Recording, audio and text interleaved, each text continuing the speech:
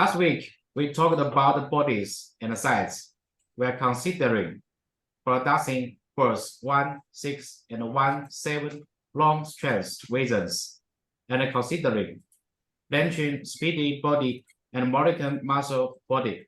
I will share the specific details with you in the next few days. So excited to be into our first week of meeting. Welcome, Sean, to be our host today. So I'm pretty intrigued by these pictures they've got here. Actually, no, not these. They're on the next screen. But basically the first topic is the suspension structure.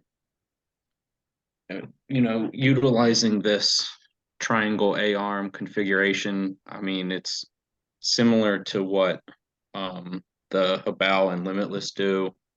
And it definitely makes, I like the way this works, as opposed to like the C-hubs. I don't know what your guys' preference is. Like, we can make them both work, but the C-hubs kind of add another element to the suspension where it can cause some slop. I've always liked this style. So then the adjustable anti-roll bars and air deflectors. The air deflectors will be something they mount, I guess, on the arms to kind of direct air where it needs to go, which will be kind of cool. And having sway bars, which for speed stuff, most of us just remove that. First one, suspension system. So they're working on some different manufacturing processes, and these are definitely interesting, kind of blending carbon into the structure of the pieces. And then this one looks like carbon embedded pieces, which kind of reminds me of the Habal, where the rear arms have an optional carbon insert piece. And I think like having the like this one up top with the carbon in there would be really cool. The carbon fiber pieces were actually placed into the mold before the plastic was poured, and carbon reinforced plastic, so that the plastic basically molded into the carbon fiber and held and was supposed to hold it. And during initial testing, I think their solution was that they came up, instead of having the sides of the carbon fiber, perfectly flat, what they ended up doing was having kind of like an angled bevel, so that when the plastic was molded around it, that angle, which went outwards as it went deeper down into the plastic, is what's actually holding them in now. Yeah, that's a smart idea. And it's hard with carbon fiber. Stay inside of the mold is definitely the best fix for that, because they don't have like a chemical bond there. It's just kind of sitting inside of the arm. So I can see how it would definitely take some trial and error there. Yeah, the new design is holding together extremely well. They've not had any problems. I have not had any problem having purchased the updated suspension arms for the X4. Yeah, and they'll probably do, I'm assuming they're going to do aluminum parts as well, but I feel like this would be kind of a balance in that structure, like having the strength and then also saving maybe a little weight here and there, not having to do everything in aluminum. There's carbon fiber inserts, so you actually have the ability to adjust how flexible, or with the carbon, with the carbon inserts, obviously almost zero flexibility. Yeah. So they got a innovative swing arm structure here, some shock design, front and rear shocks. The plates will be 7 millimeters thick, so there's not going to be any flex there at all. I think most of the brand shock plates that we have for the 7 scale are 4 millimeters. 3 millimeters has too much flex. So, 5, 6, 7 millimeters will have some awesome structure to it. But I think that's a very good design to allow the body mounts to be very far out. It'll keep the body nice and stable. And then having the suspension arms or the shocks straight up and down makes it really nice to set up the cars. So let's see here.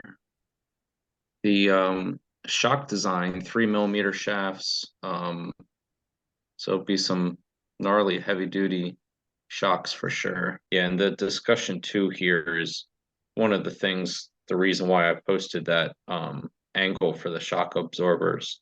I really like having that vertical. Some of my faster cars I've switched over to that design, and it's made the car a lot more stable at higher speeds. So I think it's a good idea to go with. I mean, That's one of my biggest complaints with, you know, that's a great point. stock cars, that the springs are never stiff enough Yeah, for speed runs, at least. yeah. I mean, having Especially something, a dual motor car.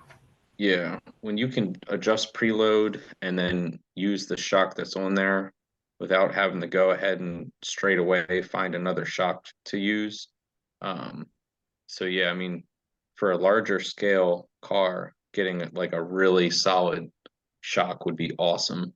Something that's not going to bottom out, and then you could actually go from there and adjust the preload and really dial it in good. The overall, I think, hardness of the springs is definitely going to be needed.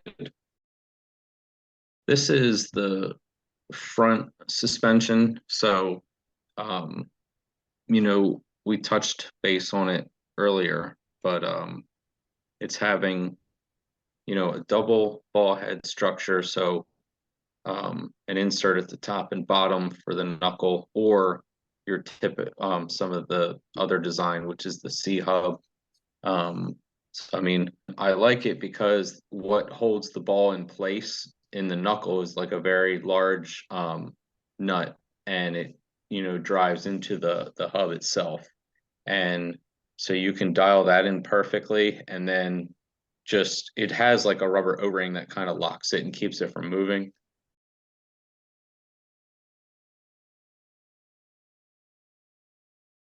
For me, it, like on the Habao, comparing the two, the VT2 was it was a lot easier to get all of the slop removed compared to the 1/8 scale that used the C structure. But you know, it all comes down to overall build quality there. I feel like you can make either one work. I You know, like simple. He's saying the tower seat will be more stable, and I think it's because it kind of has more attachment points. So it could be more stable. It might have less twist in it. It probably keeps the caster set in place and keeps it from twisting, like as the car goes faster or in it turns or stuff like that. So I'm assuming, you know, the other structure, since it only has like a single upper and a lower mounting point, it probably, you know, has that ability to flex a little bit. So I could see that being a con as far as that goes. But Yeah, it's worth you know, getting designs for both of them. So the front horizontal CVD shafts, they're talking about doing a high carbon alloy steel. The longitudinal shafts are going to be wrapped in carbon fiber, encasing a high carbon alloy steel, ensuring an ultra lightweight structure to minimize power loss. So it looks like they want to do a carbon, you know, center drive line, which will be cool. But, you know, having this might work extremely well, and you may never have to worry about any pins flattening out or failing. So it just depends what this design could hold up to, you know. It looks like there's a bearing in that, though.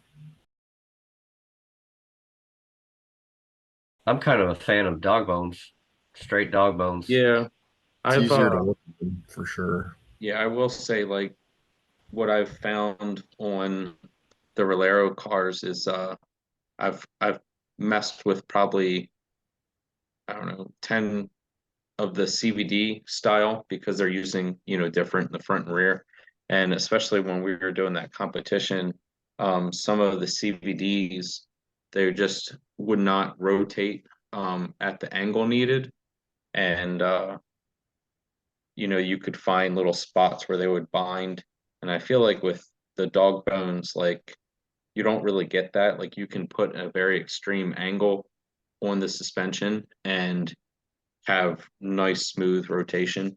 So I don't know if like the CVDs have, not quite as much of an angle to where they'll start binding. So I don't know whether these would do that or not. Having that like bearing in there, it looks like is probably where that.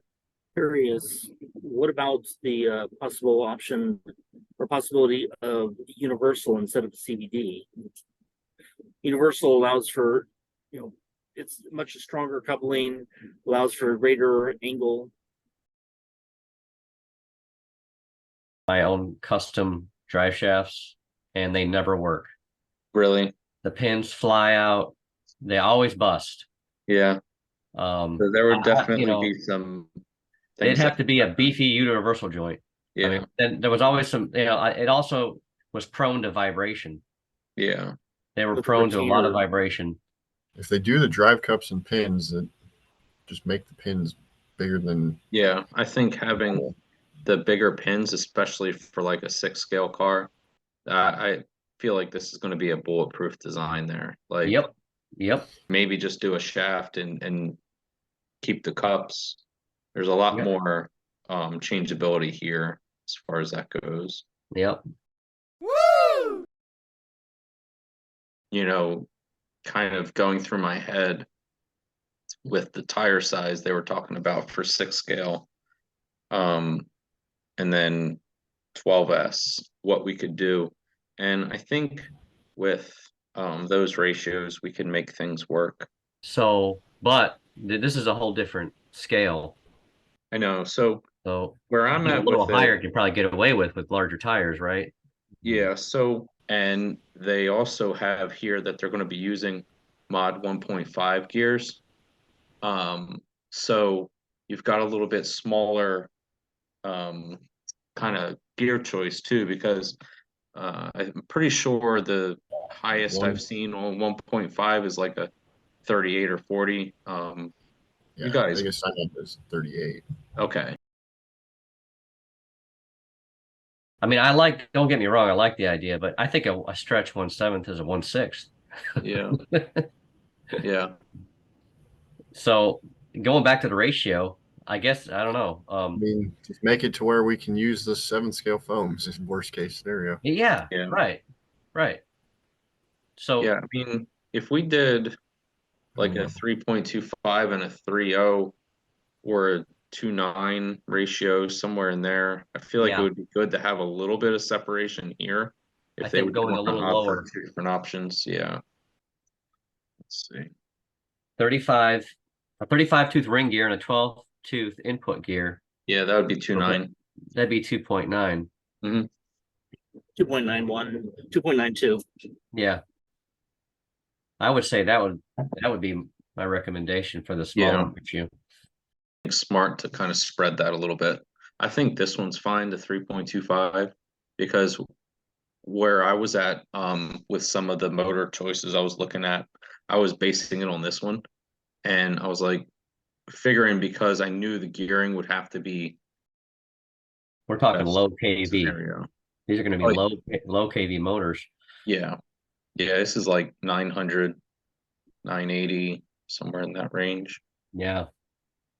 But yeah, the 800 kV on 12S is an animal. Boy, do you think there should be more options than 38 tooth? I think you said was the maximum. Mm-hmm. Do you think it will be beneficial to have higher? I do have a 40 actually. Think about it. Yeah. So the main thing with mod 1.5 is you have to realize like a 40 is essentially a 60 mod 1 size. So like made a chart just for this. Yeah, so it's huge. Okay. A 35 tooth is equivalent to a 53 tooth Mod 1. Yeah. Oh, wow. So you So literally they're big. multiply it by 1.5 to get the size of a Mod 1 gear. I suppose if you wanted to run Mod 1, you could always do it, yourself. Just- Yeah, as long as they're doing an 8mm center shaft that's got the gears can be changed, there's no issue running either one. Yeah. I have is Mod 1, so. I think it could be insanely fast on 8S. Yeah. I mean, a dual 8S and dual 12S is going to be more power than you would ever need, I think. Yeah. Yeah. All right, so Q&A. Anybody got any final inputs on that stuff? Also, across my mind is, considering the larger size, it would actually be pretty easy to do, is working air vents or air in from the sides and out the front, which would add downforce. Could do them potentially both front and rear, which would obviously you don't want to do just rear. That's going to put too much downforce just in the rear alone. So I wouldn't want to put anything on the side between the wheel wells, front and rear. I don't like because that's that right dip. where bodies are going to need to be. And then this is definitely, I think it's just going to be too low. Yeah. Because That we're dip going is to be not gonna stacking work. batteries there, unfortunately. You need height between the Yeah. wheels. Yeah, like this just needs to be run straight across. Like Right. where that vent is, that all just needs to be flat. Straight across. Yeah, Exactly. that is perfect other than the dips. Yeah. Okay. Okay. Thank you so much. Today's meeting is very important. I will share a video of the post-production work. See you next week. Bye bye. All right.